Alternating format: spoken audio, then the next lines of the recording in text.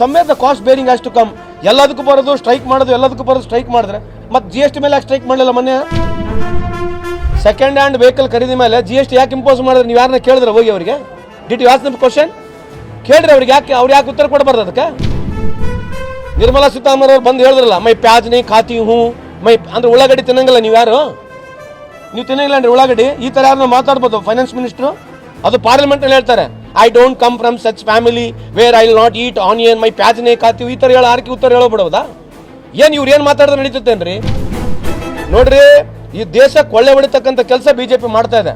ಕೇಂದ್ರ ಸರ್ಕಾರದ ದುಬಾರಿ ಏನು ಆಗಿರ್ತಕ್ಕಂಥ ಈ ರಾಜ್ಯಗಳು ಸಫರ್ ಆಗ್ತಕ್ಕಂಥದ್ದು ಬಿಕಾಸ್ ಆಫ್ ಸೆಂಟ್ರಲ್ ಗೌರ್ಮೆಂಟ್ ಪಾಲಿಸಿನೇ. ನಾಳೆ ಸಬ್ಸಿಡಿ ಜಾಸ್ತಿ ಮಾಡಿಕೊಡ್ರಿ. ಯಾಕೆ ಮಾಡಬಾರ್ದು ಸಬ್ಸಿಡಿ ಜಾಸ್ತಿ? ನೀವು ಇರ್ತಕ್ಕಂಥ ನಮ್ಮ ಸರ್ಕಾರಗಳು 90,000 ಕೋಟಿ ಇವರು ಸಬ್ಸಿಡಿ ಕೊಟ್ಟಿದ್ರೆ international fuel price, buying price, oil price ಕಮ್ಮಿ ಇತ್ತು. ಕೊಟ್ಟಿದ್ರೆ ಇವತ್ತು ನಮಗೆಲ್ಲ 30 ರೂಪಾಯಿ 40 ರೂಪಾಯಿಗೆ ಡೀಸೆಲ್ ಪೆಟ್ರೋಲ್ ಸಿಗ್ತಾ ಇತ್ತು. ಇದೇ ಇರತಕ್ಕಂಥ ಇಶ್ಯೂ. ಇದ್ರ ಬಗ್ಗೆ ಚರ್ಚೆ ಮಾಡಕ್ಕೆ ಹೇಳಿರ್ಬೇಕಾದ್ರೆ